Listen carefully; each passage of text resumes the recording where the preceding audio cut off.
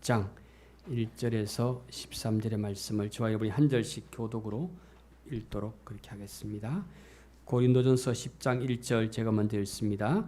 형제들아 나는 너희가 알지 못하기를 원하지 아니하노니 우리 조상들이 다 구름 아래에 있고 바다 가운데로 지나며 모세에게 속하여 다 구름과 바다에서 세례를 받고 다 같은 신령한 음식을 먹으며 다 같은 신령한 음료를 마셨으니 이는 그들을 따르는 신령한 반석으로부터 마셨음에 그 반석은 곧 그리스도시라. 그러나 그들의 다수를 하나님이 기뻐하지 아니하셨으므로 그들이 광야에서 멸망을 받았느니라.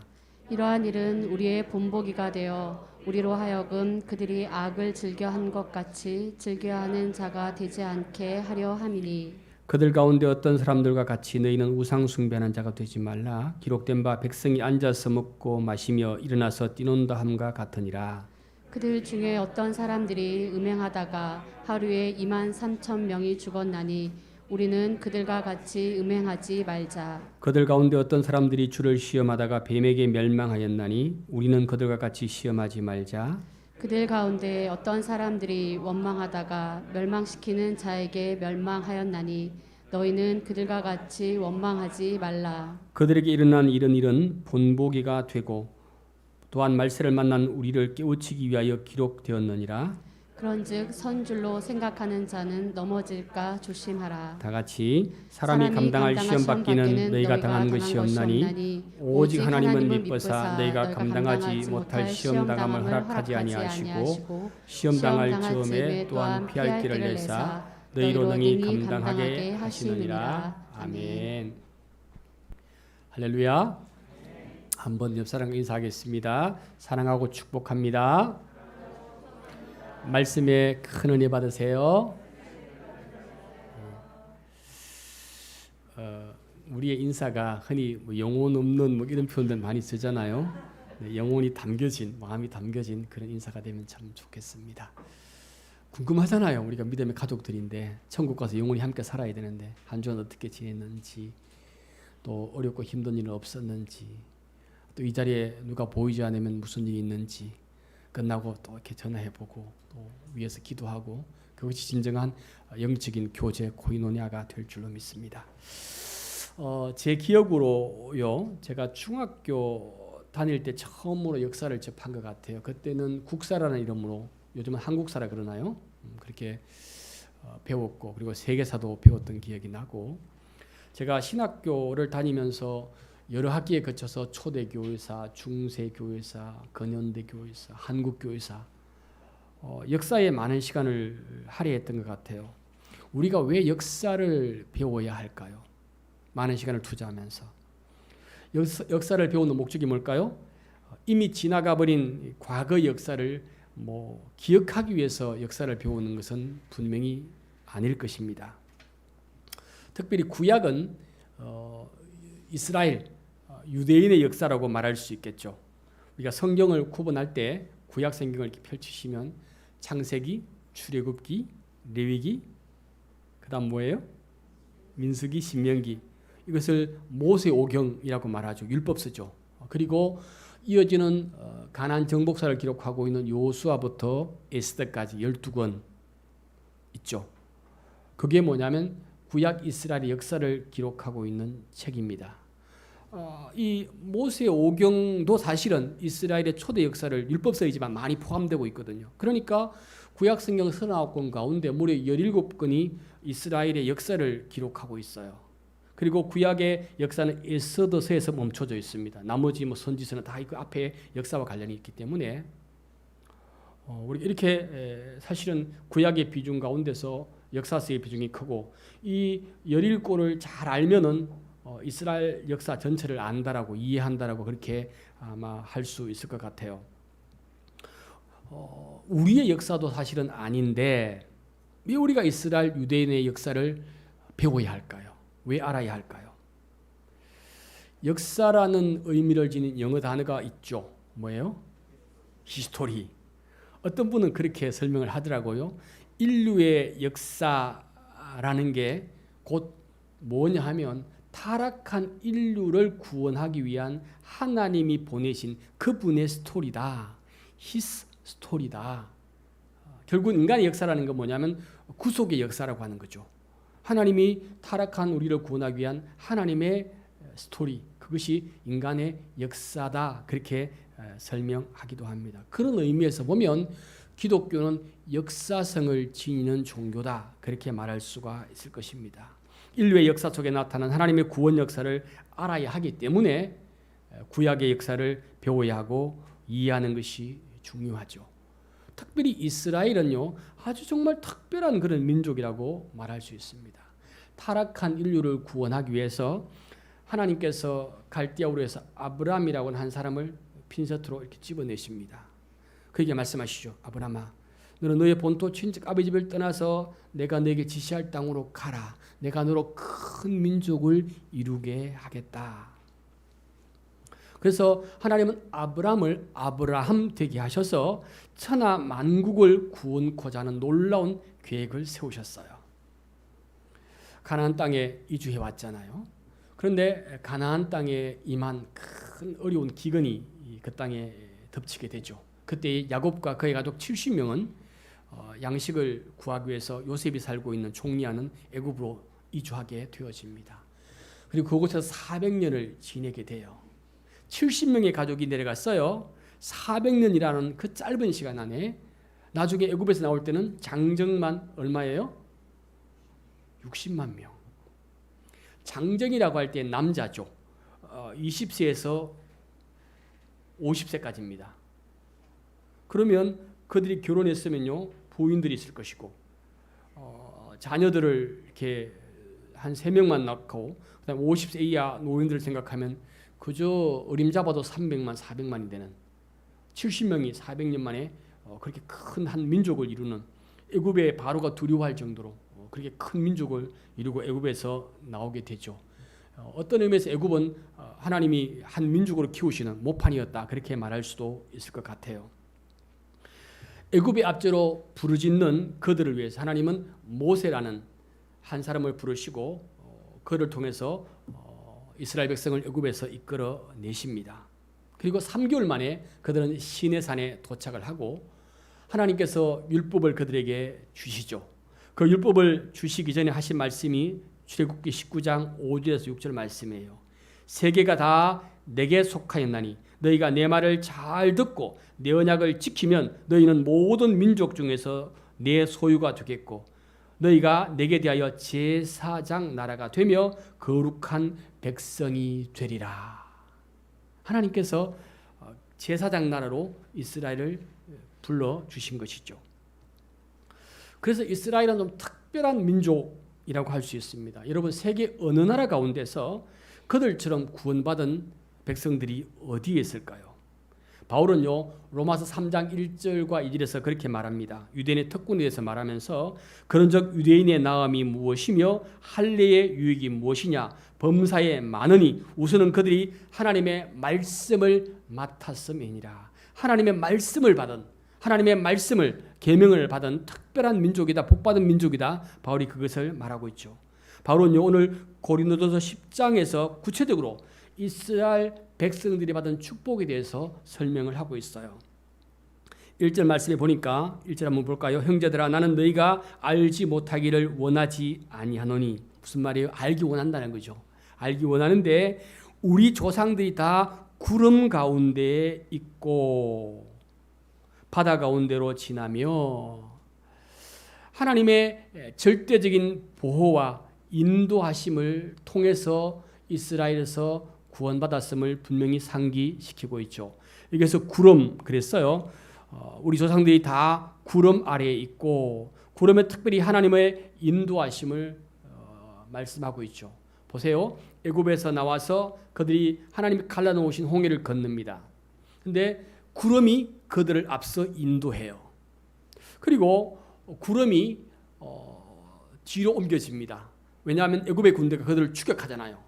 그러니까 구름이 뒤로 옮겨지니까 이 구름이 이스라엘 백성들과 애굽 군대 사이에 있게 되는 거죠.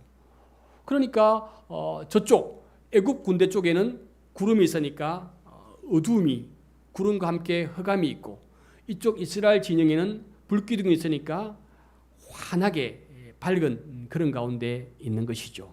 그러니까 애굽의 군대가 그쪽을 가까이 할 수가 없게 되는 거죠. 출애굽기 13장 21절 이하의 말씀에 이런 말씀이 있어요. 여호와께서 그들 앞에서 가시며 낮에는 구름 기둥으로 그들의 길을 인도하시고 밤에는 불 기둥을 그들에게 비추사 낮이나 밤이나 진행하게 하시니 낮에는 구름 기둥 밤에는 불 기둥이 백성 앞에서 떠나지 아니하니라. 저는 가끔씩 직구전 생각을 좀 해요. 하나님께서 이스라엘을 어떻게 인도하셨죠? 낮에는 구름 기둥으로 그들과 함께 하시고 보호하시고 인도하셨어요. 낮에는 불 기둥으로 그들을 인도해 주셨거든요. 혹시 반대가 되면 어떨까? 낮에는 불 기둥으로 그들과 함께 하며 인도해요. 그 중동의 뜨거운 사막, 그죠? 근데 불 기둥이 함께 하면 더워 죽겠죠. 그렇지 않나요? 또 밤에는 추워요. 막 사막 바람이 불고 굉장히 추운데 구름 기둥이 함께 하니까 잘 보이지도 않고, 그죠? 아마 추워서 얼어 죽지 않을까. 제가 이 말씀을 묵상하다가 하나님의 응답과 하나님의 보호하심, 하나님의 인도하심 우리에게 너무나 적절하고 너무나 알맞다 그런 생각을 합니다. 할렐루야. 그렇지 않나요? 우연한 일이 아니에요. 우리 가장 적합하게 하나님께서 우리를 이끌어 가시고 인도해 우리의 삶을 인도해 가신다고 하는 것이죠. 여러분, 우리 하나님은요 떡을 달라고 하는 아들에게 돌을 주는 하나님이 아니잖아요. 생선이 먹고 싶다고 하는 아들에게 뭐예요? 뱀을 주는 그런 아버지가 아니거든요. 마태복음 7장 11절에 그렇게 말씀하세요. 너희가 악한 자라도 좋은 것으로 자식에게 줄 알거든. 하물며 하늘에 계신 너희 아버지께서 구하는 자에게 뭐를요? 좋은 것을 주시지 아니하시겠느냐? 반문하고 있어요. 믿으시기 바랍니다. 그런데 왜 구하지 않느냐? 왜 내게 기도하지 않느냐? 그런 말씀이죠. 좋은 것을 분명히 주시는데 안 구한다는 거예요. 정말 깨어 기도하시는 기도의 사람들 되시기 바랍니다. 그들이요 바다 가운데로 지났다 그랬어. 1절 보니까 구름 아래에 있고 바다 가운데로 지나며 애굽에서 나온 이스라엘 백성들을 잡기 위해서 이 바로가 군사들과 병거들 마병을 통해서 뒤를 쫓고 있습니다. 생각해 보세요. 앞에는 넘실 그리는 홍해 바다입니다. 뒤에는 애굽의 군대가 추격해 와요. 겁에 질려 이스라엘 백성들은 원망하고 부르짖습니다. 모세가 하나님의 말씀에 순종해서 지팡이를 바다 위로 내밀 때에 여호와께서 밤새도록 이 동풍이 불게 하셔서 그 물을 둘로 가르시고 그들이 건너가야 될 땅을 마르게 하셨어요. 하나님이 가르신 그 길을 이스라엘 백성들이 걸어서 건너갑니다. 출애굽기 14장 23절 말씀에 애굽 사람들과 바로의 말들 병거들과 그 마병들이 다 그들의 뒤를 추격하여 바다 가운데로 들어오는지라. 보세요. 길입니다. 길. 사람이 걸을 수 있는 길이에요. 홍해 갈라집니다. 바람으로 말리셨어요. 그 길을 이스라엘 백성들이 걸어가요. 할렐루야 찬송하면서 똑같은 그 길을 애굽의 군대가 추격합니다. 똑같은 길인데 서로 다른 길이죠. 서로 다른 길입니다. 애굽의 이스라엘 백성들은 애굽에 나와서 그 길을 정말 마른 땅을 걸어가는 기적의 길이었지만 구원의 길이었지만 그들을 따라 걸어갔던 애굽의 군사들에게는 황천길이었습니다. 똑같은 길을 걸어왔지만 한 사람에게는 구원의 길이요 또 다른 무리에게는 바로 사망에 이르는 길이 되었다라고 하는 것입니다. 할렐루야죠. 그뿐이 아닙니다. 홍해를 걷는 그들은요 3절에 뭐라 그랬어요? 다 같은 신령한 음식을 먹으며 그랬습니다. 이 신령한 음식은요 만나를 가리키고 있음이 분명합니다. 그들이 광야길을 행할 때 보세요. 구름 기둥이 그들과 함께해요. 그 자리에 구름 기둥이 멈추면 거기에 진을 칩니다. 거기에 뭐 사실은 3일 있을지 한 달 있을지 몰라요. 구름 기둥이 떠올라서 움직이면 보따리 사서 빨리 따라가야 되잖아요. 그러니까 광야길을 행할 때 그들이 뭐 씨앗을 파종할 수도 없고 농사할 수도 없어요. 그럴 상황이 아니에요. 그런데 하나님께서 어떻게 해요? 하늘의 만나로 그들을 먹이셨다라고 하는 것입니다. 이런 기적 같은 은혜를 날마다 경험하는 그들이 바로 이스라엘 백성들이었던 것이죠. 모세가 불순종함으로 38년을 광야에서 이스라엘 백성들이 방황하잖아요. 그리고 1세대는 다 광야에 죽고 맙니다. 그리고 광야에서 태어난 2세대들 그리고 20세 이하의 그 아이들 그들을 다시금 이 가나안 맞은편 아라바 광야에 다 소집하고는 하나님의 말씀을 강론하죠. 그게 신명기입니다.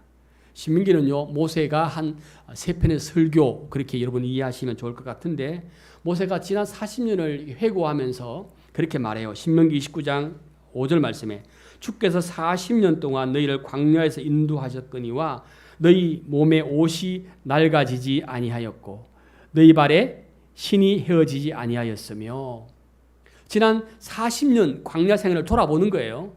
그리고 그것을 경험하지 못한 신세대들에게 지금 하나님의 말씀을 강론하고 있는데 너희 조상들이 광야 40년을 헤맬 때에 그 옷이 헤어지지 않았고 신발이 헤어지지 않았대요.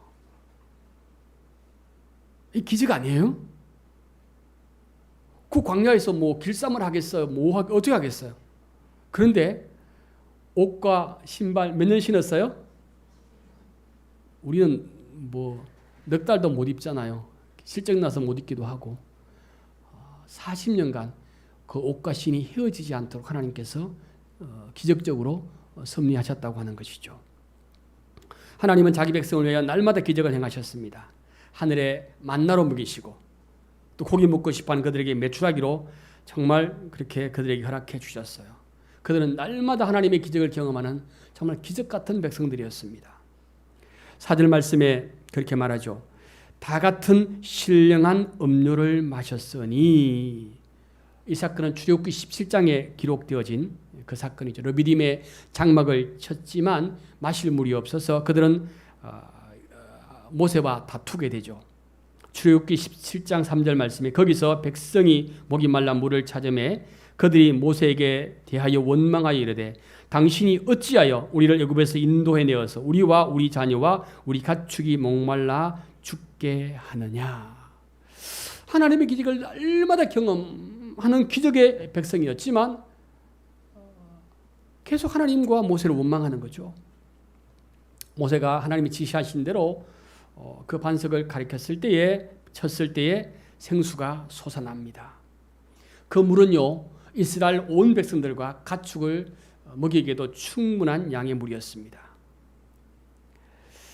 4절에 그렇게 말하죠. 다 같은 신령한 음료를 마셨으니 이는 이 신령한 음료는 그들을 따르는 신령한 반석으로부터 마셨으며 그 반석은 곧 누구예요? 그리스도라. 저희를 따르는 신령한 반석. 이 따른다는 말의 이 동사는요 미완료형입니다. 그저 단회적이 아니라 계속적으로 따랐다고 하는 것입니다. 또 마셨다는 이 말의 의미도 미완료형 시제입니다. 이스라엘 백성들이 그저 단회적으로 한 번 마신 게 아니라 계속하여 마셨다. 그런 의미를 내포하고 있습니다. 이스라엘 백성들은요 기적적인 방법으로 하나님의 은혜 가운데서 날마다 메마른 광야에서 그들은 생수를 마신 기적 같은 백성들이었습니다.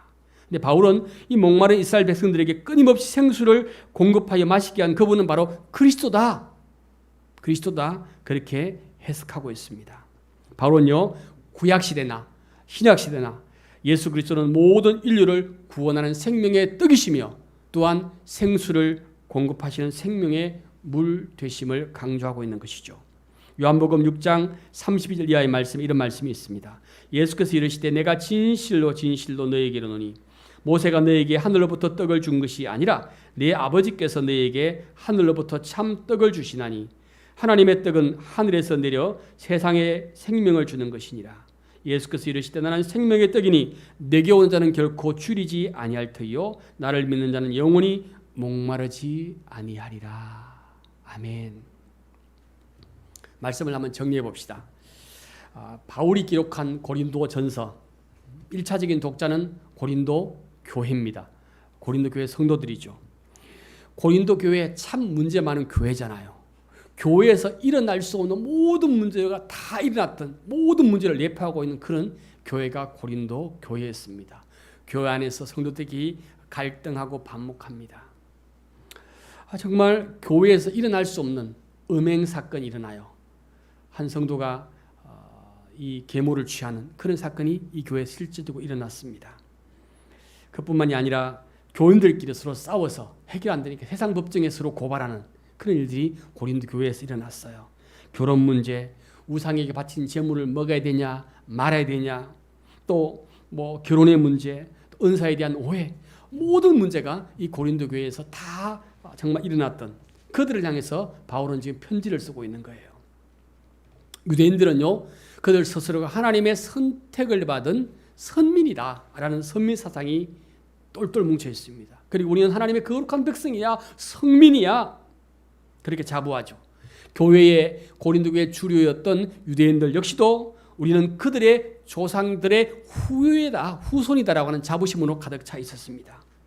하나님의 부르심을 받은 이스라엘 백성들, 430년간 종살이던 애굽에서 기적적으로 구원받은 이스라엘 백성들, 하나님이 구원하신 그들이 홍해를 육지와 같이 건너고 하늘의 만나와 메추라기를 먹으며 반석에 나는 생수를 마셨던 그들이 어떻게 됐죠? 어떻게 됐어요? 5절 말씀에 광야에서 멸망을 받았느니라. 광야에서 멸망을 받았대요. 이 바울은요, 구약의 이 출애굽 사건을 어떻게 해석하는가 하면, 이스라엘 백성들이 애굽에서 나와서 그 갈라진 홍해를 건넜잖아요. 그걸 세례로 비유합니다. 세례 받았어요. 광야에서 예수님과 함께 죽고 살아났어요. 그죠? 세례 받았어요. 그리고 신령한 음식을 먹고 신령한 음료를 마신 사건을 성찬에 비유하고 있어요. 세례 받고 성찬에 참여하고, 그죠? 완벽한 종교인이잖아요. 그죠? 완벽한 신앙생활을 하고 있잖아요. 그런데 그럼에도 불구하고 5절 말씀 보니까, 그러나 그들의 다수를 하나님이 기뻐하지 아니하셨으므로 그들이 광야에서 어떻게 해요? 멸망을 받았느니라. 광야에서 멸망을 받았느니라. 그들은 실패했어요. 그 이유가 뭐죠? 6절 말씀에 그들이 뭐를 절개했어요? 악을 절교했기 때문입니다. 구체적으로 그들이 행한 악을 이어지는 말씀에서 4가지로 설명하고 있습니다. 그들이 저지른 악이 뭐죠? 7절에 우상숭배, 8절에 음행과 9절에 하나님을 시험하고 10절에 원망했다, 그렇게 말하고 있습니다. 7절에 우상숭배는 이 출애굽기 32장의 금송아지 사건을 말하고 있죠. 모세는 하나님 부름받고 계명을 받기 위해서 시내산에 올라갑니다. 40일을 금식하면서 그곳에 있는데 밑에서 난리가 나요. 하나님이 세우신 모세는 내로 죽었는지 살았는지 모르겠고 우리를 인도할 신을 만들어내라 라고 아론을 압박하죠. 그래서 그들이 금부치를 모아서 금송아지를 만들고, 이 금송아지가 너희를 애굽에서 이끌어낸 인도한 여호와 하나님이다, 춤추고 노래합니다.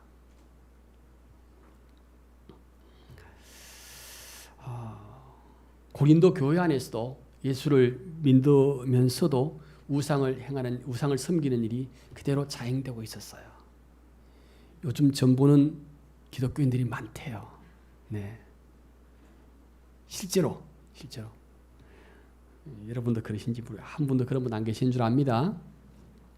8절에 이스라엘 백성이 저지른 또 하나의 범죄는 뭐죠? 간음이었습니다. 간음. 음행이었습니다. 음행. 민수기 25장 사건이에요. 이스라엘 백성들이 모압 지경을 지날 때에 그곳에 모압 여인들에게 이스라엘 젊은 청년들이 유혹을 받아서 바알보올 우상에게 경배하는 그런 일이 생겼습니다.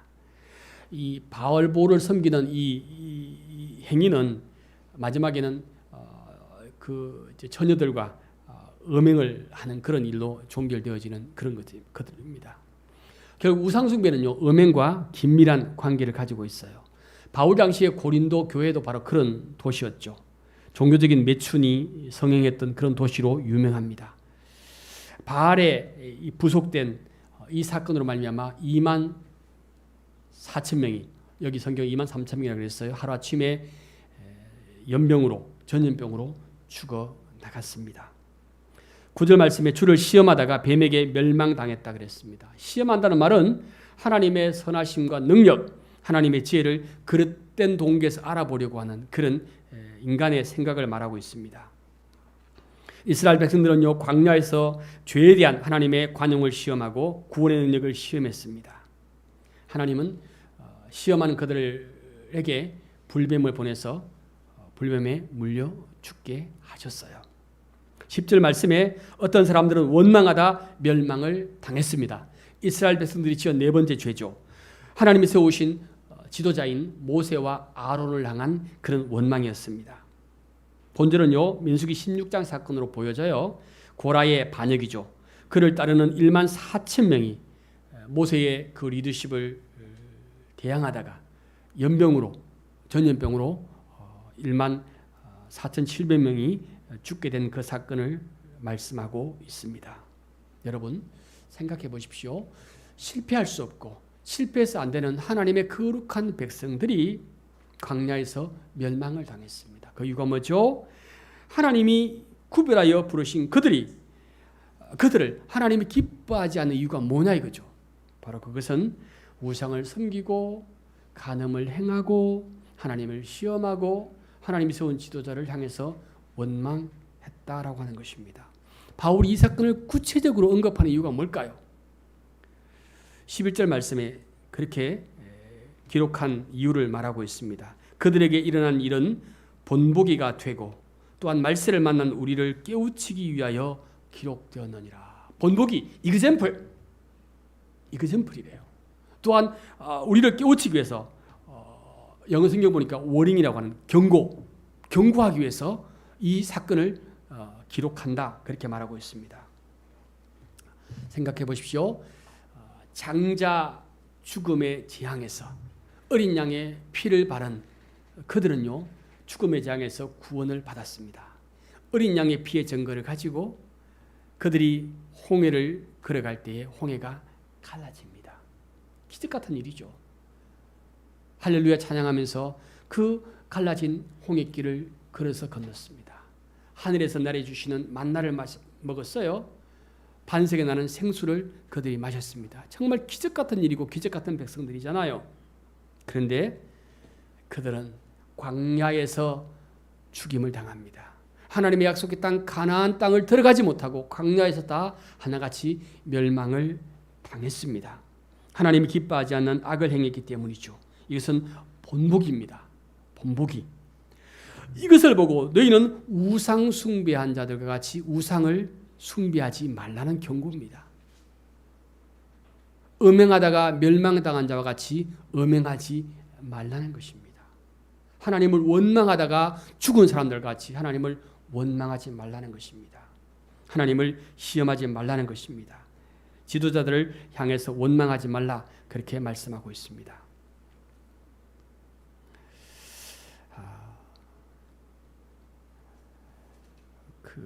오늘 우리의 저를 포함해서 저와 여러분의 문제가 뭘까요?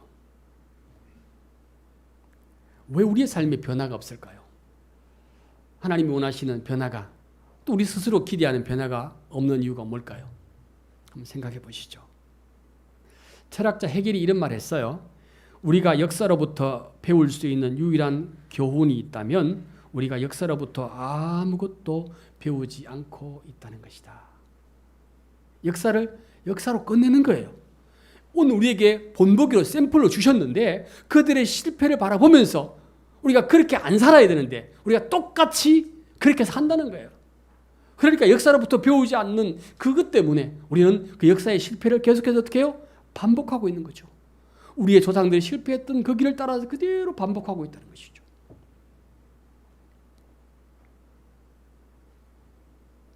우리를 향하여 경고하신 후에 13절의 말씀을 통해서 우리를 위로하시는 것 같아요.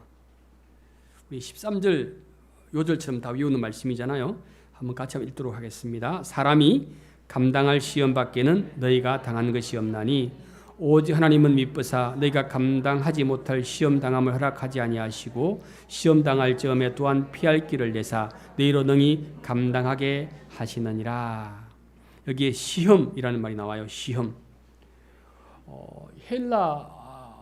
시험이라는 헬라어를 이 신약에 사용할 때에 주로 이 유혹, 템테이션이죠. 그 다음에 어떤 그 시련, 트라이얼, 이 두 가지 의미를 다 포함해서 사용을 하고 있어요. 유혹이라고 하는 것은 사탄이, 마귀가 하나님의 백성들을 유혹해서 죄에 빠지게 만드는 그것을 의미하고 있죠. 시련은 하나님께서 당신의 자녀들을 연단하기 위해서 허락하시는 것을 의미합니다. 그런데 성도들이 시험을 당할 때에 감당할 시험만 허락하신다, 그렇게 말하고 있어요. 감당할 시험밖에 너희에게 당한 것이 없나니. 유치원에 입학하는 아이에게 미적분을 풀라고 문제를 주시는 선생님은 없잖아요. 그죠? 우리 하나님도 그래요. 감당치 못할 시험 당함을 허락하지 않으신다. 물론 그 시험을 당할 때 어렵고 힘들죠. 그런데 감당할 수 있다라고 하는 것이죠. 왜냐하면 우리 하나님은 미쁘시기 때문에. 미쁘시기 때문에. 우리 하나님은 미쁘사,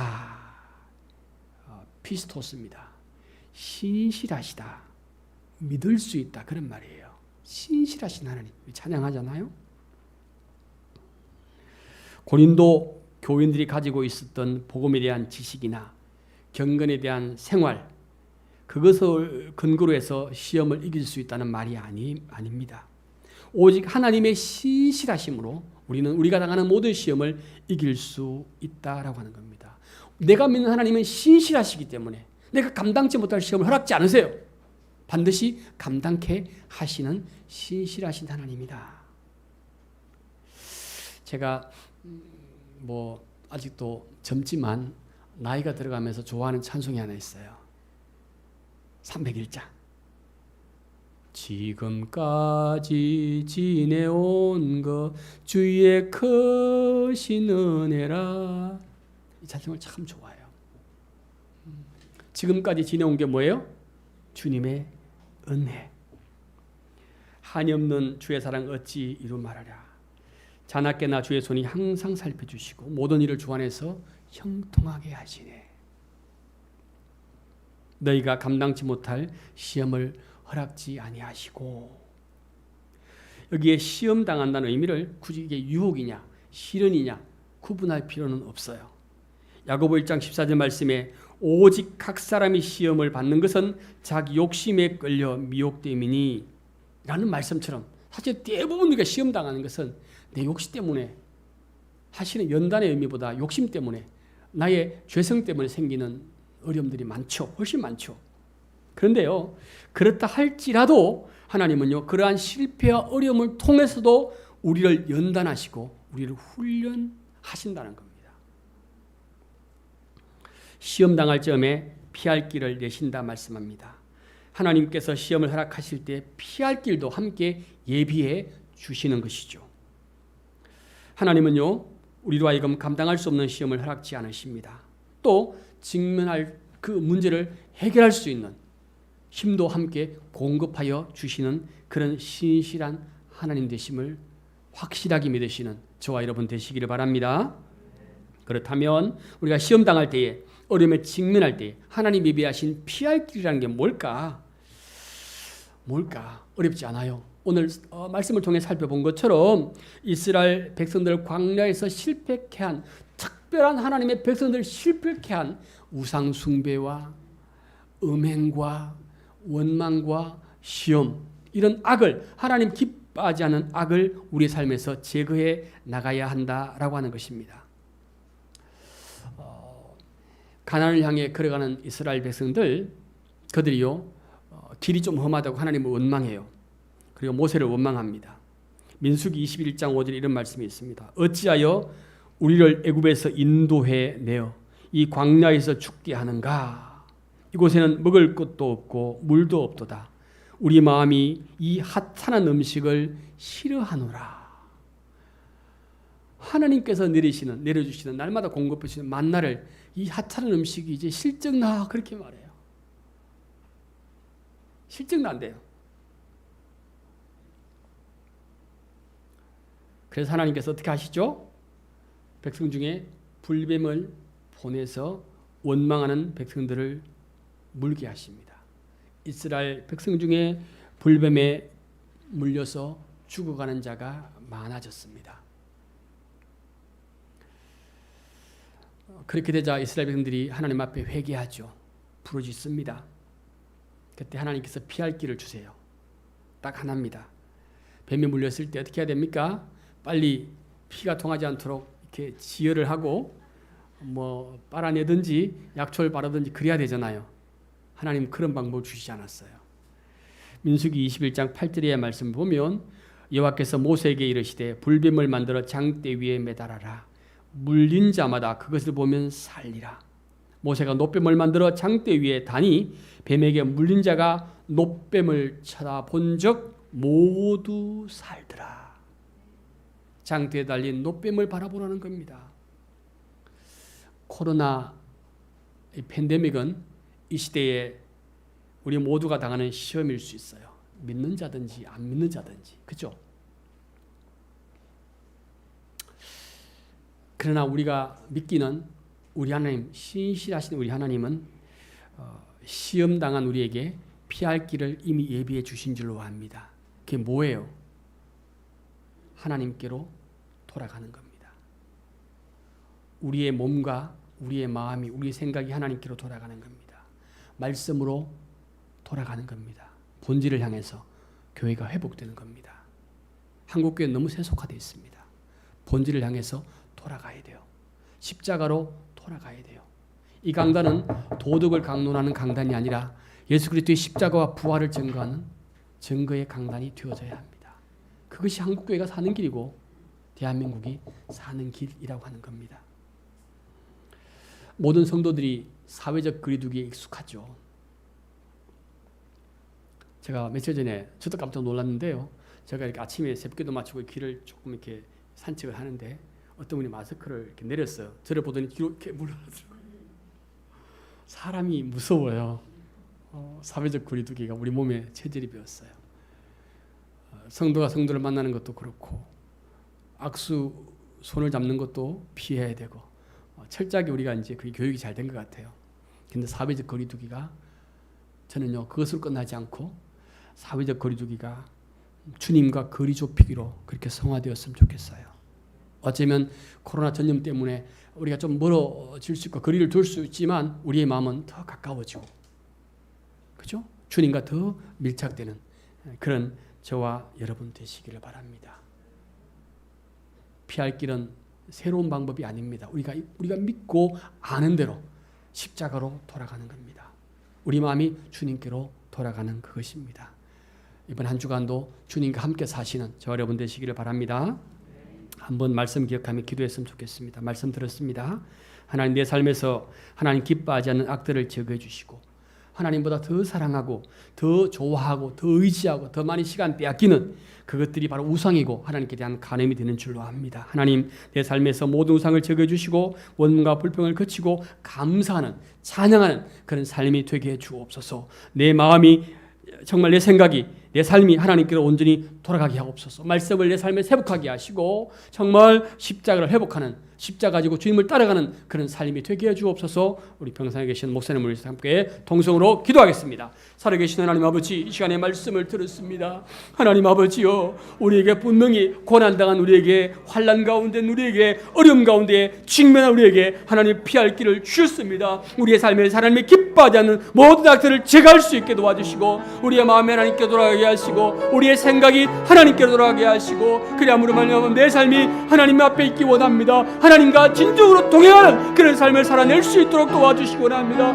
하나님보다 더 사랑하고 더 믿고 더 의지하는, 더 시간 뺏기게 만든 모든 하나님의 오락과 모든 것을 그치게 하시고 오직 하나님만을 사랑하게 하시고 하나님에 대하여 정죄를, 믿음의 정죄를 지킬 수 있는 저희들 낼 수 있게 도와주시고 하나님 원망의 말을 그치게 하시고 감사의 말을 하게 하시고 하나님을 노래하고 하나님을 찬양하는 복된 성도의 삶이 될 수 있도록 하나님이 역사하시기를 원합니다. 아버지, 하나님 말씀으로 회복되게 하여 주옵소서. 복음으로 데려가게 하여 주옵소서. 십자가를 회복하게 도와주옵소서. 하나님의 한국교회가 십자가를 회복하기 원합니다. 복음의 진리를 회복하기 원합니다. 도덕을 강론하는 강단이 아니라 예수 그리스도의 십자가의 복음을 아버지 하나님의 전파하게 도와주시며 부활의 능력을 증거하며 나타내는 그런 한국교회 강단의 점으로 말미암아 이 코로나 위기를 극복할 수 있는 한국교회가 되게 하시고 대한민국이 되어지도록 하나님이 역사해 주시기 원합니다. 오늘도 병상에서 고통 가운데 있는, 시험 가운데 있는 귀한 목사님을 기억하시고 우리의 기도가, 성도들의 기도가 하나님께 올려짐으로 말미암아 치유의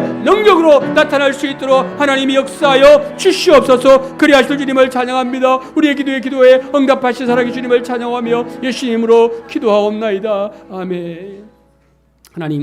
하나님 말씀을 들었습니다. 이 말씀 기억하며 이번 한 주간 하나님 앞에 사는 우리의 삶이 되도록 하나님 은혜 허락하여 주옵소서. 감사드리며 예수 이름으로 기도하옵나이다.